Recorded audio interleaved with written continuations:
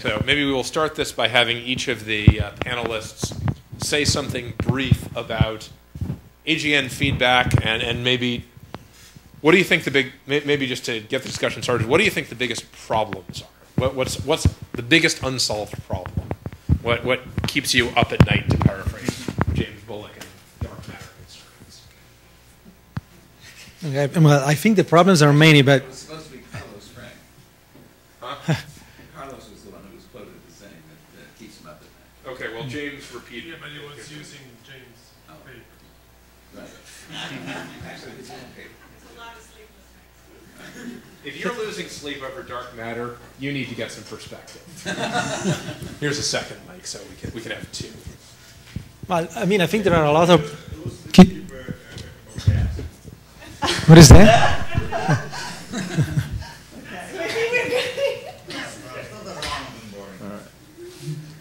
So there are many problems, but to me, even before starting to talk about feedback itself, we have to talk about M dot, so how the gas gets to the black hole, how the black holes are actually accreting and at what rates. And I think that's a major problem because, at least for the modeler's point of view, we know that all the recipes that we are using are probably not doing that correctly. Maybe Phil has something to say about that. But I think, recently Tiziana and I were at a meeting where Andrew King was there, and he's a true accretion person, and he has worked on accretion disk for a lifetime, and he was pointing out that ultimately what sets the accretion rate is the viscous timescale in the accretion disk, which can be orders of magnitude longer than the dynamical time at the scales they will resolve, even in the very high resolution simulations. So that is a potential problem because it means that whatever we do in the recipes, we are accreting the gas too fast compared to the actual accretion rate that the black hole will have. That's one possible big problem, I think. Well, yeah. Let everyone get their say and start opening up. Okay. Well, I agree with everything that was said. I guess I'm less worried about that only because if you care about accretion, I agree. If all you care about is feedback, I think there's good arguments, like the Sultan argument, that most of the energy is released in high Eddington ratio phases, and if the Eddington limit is an order of magnitude reasonable estimate, then who cares how we model accretion? It's Eddington when most of the mass is added. But I'm oversimplifying, I agree. Yeah. What I worry about most is how feedback couples to galaxies. I mean, that's a big question that includes a lot of things. I think, it's been clear for a long time and people who work on AGN get very annoyed when people who work on galaxies say AGN feedback doesn't exist. It's overwhelmingly clear that it exists. What's not clear is how and where it couples to galactic scales. And there's, I think a very rapidly increasing number of spectacular examples where it's doing something, but we don't at all know if those are typical, and even in those cases we don't know what the actual physics that are necessarily involved in it is. So we can dump energy into the simulations or these other things, but I think we just don't really understand any of the fundamental physics involved. I think I share that. It's just our limit in the understanding of the physics of feedback. We just have no idea how AGN feedback actually operates, and I guess the question is. Currently in the simulations we sort of bypass all those problems, and we think that eventually something will, some amount of energy will be thermalized, and eventually, this feedback is in this energy-dominated mode, right, where energy actually gets dumped into the, and whether that's realistic or not is, I feel, something that we should try and understand as a sort of first step. Yeah, no, I mean, going back a bit to the accretion problem, which I think is probably more important than many think. I think you showed that you have an initial phase of sub-Eddington accretion in your black holes, right? And depending on how you actually model accretion, that phase of sub-Eddington accretion could be much longer or could have actually an order of magnitude lower accretion rates. So it would be very sensitive to the model of accretion, I think. And that would give you a different mass of the black hole by even a lot at a certain time. So I'm not sure that is really not the relevant question. Yeah. Maybe we can take some comments from the audience at this point.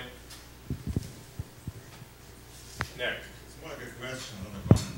So I remember when back in Morada, even bigger on those texts, those claim that the Christian based on that is the gravitation of the talks, not like this. So I don't know, is it something that is resolved and something that different schools exist?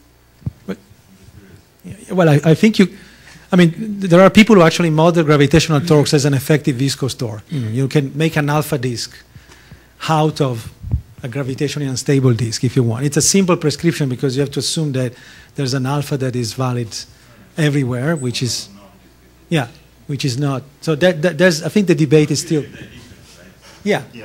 But the alphas will be different if you have magnetorotational instability versus. Even there, I'd be a little careful. At larger scales where you can be more, I mean, it's very much a function of scale, I think, where different torques dominate. Yeah. And even the sort of simple gravoturbulent GAMI and others model, if you start getting global modes, or if you have actual stars in your disk, then you can get gravitational torques that are orders of magnitude larger than that model would predict. So I think over a wide range of scales, certainly on galactic scales, gravitational torques are the most important thing moving the gas around. Yeah, there's almost no literature, because it's messy and you have to include everything, exploring the interface where the sort of traditional alpha disk meets the galactic inflows. And I mean, I completely agree. I think that's an important thing that modelers have to think about, how to join the two. Joel? This is a galaxy workshop. So people haven't been talking about the cluster problem. But the place where I think all of us, as many of us, realize that the energy input from black holes has to make a huge difference is in solving the cooling, cooling core problem for clusters. There are lots of clusters that have this enormous concentration of gas near the center that naively should be cooling so fast that it would make thousands of solar masses of stars a year, and they don't. And so there has to be some energy input that's preventing that. And the obvious source is black holes. And not only that, but as you mentioned, Phil, in some cases we actually see direct evidence that the black holes are glowing holes, and by Begelman et al. Type processes, no doubt, heating large parts of the cluster. Question. One, do we understand that now? I mean, has it got beyond the hand-waving approach? And two, can this give us some insight into what's happening on the smaller scale of galaxies? I think we don't understand that yet. I don't know if you agree, guys. But lots of papers. I think, unfortunately, those environments overcomplicate the problem. But at least you're right. It's where the absolute evidence. Yeah. It's understanding the coupling. I mean, this is an old problem, but understanding how you actually would thermalize and/or spread that energy. It's a very, I mean, really it's a plasma physics problem, and it involves physics that are in none of the simulations we've been showing today. Not in most of them, certainly. So and no doubt, that's also what's required to transfer the energy into the general gas in galaxies. Well, it depends. There's a lot of mechanisms at work. So if it's radio jets all the way that are important, then that's painful, but we need to start including those physics. There are other mechanisms, though, that might be important, too, for brighter phases. You've got accretion disk winds, you've got direct radiative heating and photoionization of the gas. It's more of a momentum-driven, but eventually there's some microphysics there, too. Yeah. The one thing, I mean, it seems that semi-analytic models with and without a quasar, rapid output phase, both do a pretty good job of modeling the universe. What is absolutely required, to my knowledge, there's no semi-analytic model that does anything right without what Darren Croton perhaps badly called radio mode feedback. But something like that seems to be essential. So the question is, how does that work? That is the question. Yeah, I don't know. Thomas. Ask about the feedback, because we always keep hearing the same two and not direct collapse. And I think for free black holes, many calculations I showed, it just doesn't work at all. Yeah, I agree. Even if you do a little bit about feedback, it drops to another 3 or 4 magnitude. We had a simulation, I think, with 30 black holes in there, and they managed to grow by 3 solar masses if we assume no feedback. So, I think that idea just really doesn't work. They don't spend enough time in dense regions. Mm-hmm. Then the next one is the seed black hole from direct collapse. Mm-hmm. I think it doesn't work at all. Every single time in these objects that people propose, like these dwarf galaxies, where you make them, any calculation you do where you implement the physics that people say is relevant, you don't make a supermass black hole. You make a few stars, and they blow up the thing, and there is just no remnant other than perhaps another stellar remnant black hole. So that's what I'm sort of curious about. Where are these observations? I mean, how are we going to solve this part of what is the lowest mass galaxy that has a supermassive or central black hole that's relevant to the galaxy? And what's the way forward to actually make progress on some sensible models about where a sea black hole? I mean, you're more an expert at this, and then I'll pass it to you. But just one very general comment. I mean, are any of these calculations done, though, within, you have, of course, you have to resolve these tiny galaxies forming, right? But, of course, the environment of this is within the context of, where is in a highly biased region which cannot be fully simulate at the same time as you do the scales of that. So how are you getting, okay, I think there is probably likely an initial phase of slow growth, but how quickly that goes because of the inflows from larger scales, and how are we really limited by the fact that, we just can't do that numerically at the same time. You can't do the formation of the seed in a fully cosmological context, implying a fully a cosmological scale that encompasses like at least. Yeah. No, me too. No, it's a question also for you because you've done some of these models and people. So how much is the limit also of not capturing strong? So the initial phase, I think it's without doubt slow, but how fast is accretion from larger scales actually swamping out this initial slow growth and actually speeding it up significantly? And is that dominated at all by the fact that we can't do the two problems really? We can't bridge all this dynamic range in one simulation properly. I don't know. I mean, that's one side of things, and then there's, I'm sure, other sides. I agree with Tiziana, but for direct collapse, I'm going to talk about that a bit tomorrow. I think there are ways to make it happen, and I show a possible way to make it happen, but the big problem is that it's a multi-stage problem, so you can only try to address one of the stages. And one of the stages could be this quasi-star scenario that Mitch Begeman has proposed. And what I'm going to talk about tomorrow is a way to get there. So how you eventually get to a configuration like a quasi-star. And I think there are conditions in which this might happen. It's very different from, you were talking about doing it very early in low-mass halos. But what I'm going to talk tomorrow is something different. You do it later in much bigger halos. So it's a different situation, a different configuration. It's no primordial gas. It's a completely different way of doing that. So I think there is room to make it possible. Of course, if you do it late, then the issue becomes why haven't you ever seen a supermassive star before you collapse? Well, black hole, right? I mean, supermassive stars have been around as a possibility for 30 years, if not more. We never seen any. One of the advantages of very early times, at least you can say, they are there, we don't observe them. But it's right. late. No, well, but by late I mean, redshift 10 rather than doing a redshift 20. So it's not, But with collapse again, there is no reason why you can start early.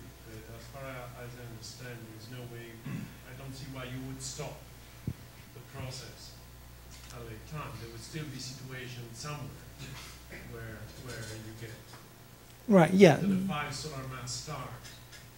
Yeah. And how do you know That- that such things don't exist? No, in the near universe, I suspect maybe was. well, It's there are, obvious you know, to me how you- it's, It's not, yeah, it's not totally exactly. Maybe I mean, there- right, maybe unless it's very close, you wouldn't there is a recent paper, for example, that claims that some of the unclassified gamma ray sources might actually come, local gamma ray sources, might actually come from emitting quasi-stars, emitting jets. I don't know if I believe it. I don't know. So I that don't know that it's so easy to rule out. yeah, exactly. I mean that. It's very hard. Yeah. Because if you put the photospheric temperatures in the oil, you know, because as they still agree, Yeah. it'd be very hard for us to actually distinguish it. Well, yeah, Right. but 1/10⁵ solar mass star is very hard to tell apart from 1,100 solar mass stars. Right. They've got the same luminosity. They've got the same effective temperature. Right. Sandy, you're looking deeply skeptical. No, no, no. Okay. Okay. Well, it's a doubt of limitation, right? Because we have 1,000 solar mass stars altogether. Well, I mean, we've seen the local universe clusters where you find 100 of the stars. You know, 1,000 is, you know, 1,000 is bigger than anything we've got as a local group, but that's not to say, you know, it's not. It's only a factor of 10 bigger than the biggest thing in the local group. It's not, you know, a huge leap. Right. Did you have something else you wanted to add? Well, I just wanted to second what the science said, because we don't usually appreciate how rare those massive black holes are. Right. Exactly. So you don't. 2 gigaparsec, right? So those are 5 or 6 sigma fluctuations. So I don't Yeah, you know don't- if it is strong, but in fact, none of the simulations can model this, because it's a ridiculous Yeah. density. That's right, yeah. So It's tough to that say. you make, if you don't have light of those. But an argument, the theory or argue what makes those like, has to build in why it's such a rare thing. Yeah. In order to make those simulations be realistic. Because the way it's usually presented is exactly what we do in those calculations. And yes, we don't simulate 10⁵ of these simulations. They want exactly the processes, people argue, which create the seeds. So you can't have the cake and eat it too, you know. So you've got to then explain in the theory what makes it so rare. No, to me, it's what makes it grow. I mean, Tom, I mean, what do you argue? I mean, your processes make the seed. The question is, how does that grow, right? Exactly. So I think that's why I agree with Nick. I mean, then you really have to be in the right environment to attempt to understand it. I wouldn't argue that any of these processes is wrong. It's like, but are there rare enough places where, in fact, they would grow? And that's the question. Yeah. And yeah. So, as somebody who's not working in this field from outside, my reaction is black holes go to galaxies. I think we're getting more and more evidence lately that we're growing black holes in galaxies today. If you look at spirals, little spirals, they're actually not small black holes. Our Milky Way isn't so different, right? So it's the impression you get is that it's a gradual process that goes on over a galaxy's lifetime. The ones that you're worried about are rare because they're associated with very massive galaxies, which are rare. But I'm not appreciating why this early growth is so different. Why is that a different problem from the phase growth, which is happening? Because there isn't enough time is really It's a time. Yeah. It's most of the time scale. If you assume that the growth is Eddington limited, then what you need to do in order to get a 10⁹ solar mass You need to start big. redshift 6.5 is grow at Eddington almost continuously, starting from 100 solar masses at redshift to 20. And it's hard to see how. You can see how it could grow periodically at the Eddington rate, but if that requires some massive fueling event, like a merger, then it should be episodic. And then if you just do the arithmetic, it doesn't work. So the way that the simulations do it is they cheat. They start with black holes that are sufficiently massive that you can get rapid growth. Typically 10⁵ solar masses. If you start at 10⁴, turns out it doesn't work, right? You have to start at 10⁵. I don't know. You can't tell that clearly. Yeah, there's a lot of subtlety in that. Well, Yeah. The point is, I don't the problem is that to get from 100 to 10⁴ to 10⁵, at the Eddington rate, which is it's the Saltmeter time scale, the E-folding time is 50 million years. That's assuming usual 10% efficiency and so forth. So that's the problem. It's just arithmetic. It's hard. But That's exactly what Nick is saying. But he's saying I start too high. Well, No, okay, but But you want it's to a- You would have a lot of time. yeah, right. At those early Yeah, but- stages. They can get Huh? 5, 6 sigma fluctuations, right? Yes, yes. They don't stop mergers, right? Think about them as a merger which lasts for Yes, Yeah, I but mean, it these is- cold flows is like a continuous manager, but- practically. So these are, but you're right, there's still an early growth phase that Yeah, cannot be so- captured. Yeah. I mean, effectively, I mean, maybe I'm claiming too much here, but I think effectively all the simulations are assuming that I collapse. Because you start with a 10 to the 5 star mass seed, you cannot make it, as Tom was saying. For sure, you cannot make it by roaming above 3 seeds. So it has to be some form of direct collapse implicitly, or something like that. I mean, in some of the Zoom runs, you are trying to put in much smaller masses, but you have to account for appropriately with star formation models and things like that. You have to be more careful overall about how the treatment of the ISM. Ever since So, Mark's yeah. release, there have been a catalog of wild, crazy processes that might do the job. Right. And I don't know what yours is going to be, but maybe that's another. Now, you know, possibly one of those wild, crazy processes actually happens in our universe. Maybe that's the answer. Sandy. Okay, so that was a good answer. But now, could you make it a little more quantitative? So let's take BCG today as an interesting animal with a big black hole, which presumably got started early. My question is, what fraction of BCGs today do we think engaged in this super difficult, early, rapid black hole growth, or not? Not that many, actually. I mean, it depends on your definition of BCG, but BCGs are, by most definitions, a lot more common than Z of 6 Sloan quasars. Even Yeah. allowing for I mean, there's one in the local low redshift universe, basically. Right, so- But okay, but sorry, but if you take the space density of a halo of a BCG at redshift 6, it's maybe similar. I think there are more progenitors of what we would call today BCGs at Z of 6 than there are Sloan quasars, right? Yeah. By a sizable number, yeah. I think that's an interesting number, so Yeah. Yeah. it's kind of helps to clarify it right here. Are we talking here, is this puzzle typical of all BCGs, or is it really, as Nick is trying to tell us? It's one thing, you see at redshift 0.2. Yeah. Redshift 0.2 around that, there is one. Yeah. Well, there's one that's growing now, but No, there's one descendant. There's one of those long quasars. Yeah. In a redshift, yeah. Redshift 0.2. In the sphere of redshift 0.2 around that, there is one. I know, but that's the downsizing problem. No, it's just talking about just They're just not growing. density. Yeah. Just think Just to say that's right, yeah. the separation of quasars at Yeah. redshift 3 where the number density peaks. It's more like 60 megaparsecs. Yeah. That's not that decent. No, that's true.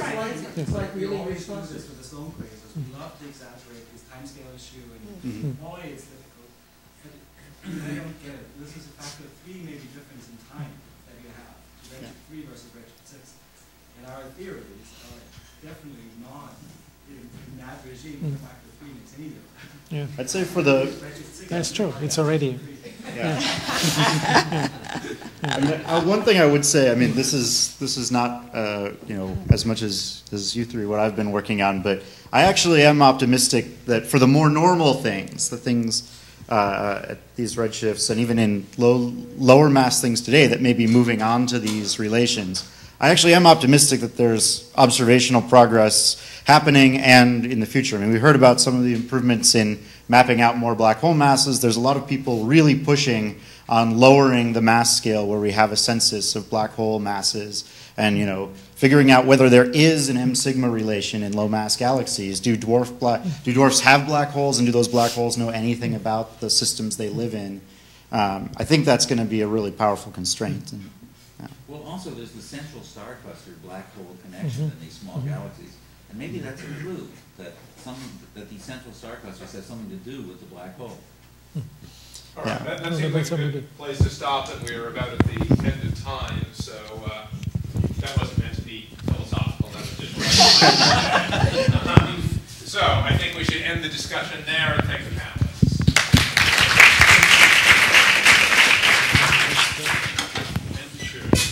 for sure, I understand what the terms are. Yeah, I'm trying to find out the same. It's more difficult than talking to the panel.